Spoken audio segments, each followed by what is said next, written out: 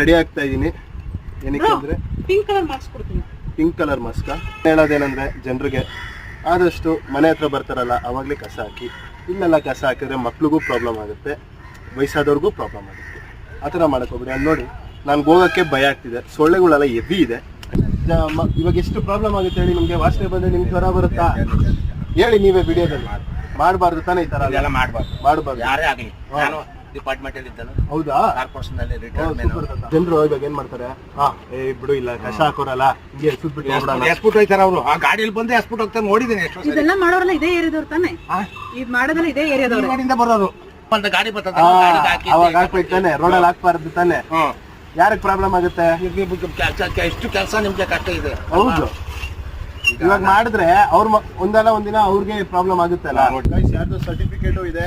Mister Jagadish ಇದನ್ನು ಕಸಕ್ಕೆ ಎಸ್ತಿದ್ದಾರೆ ಯಾರು.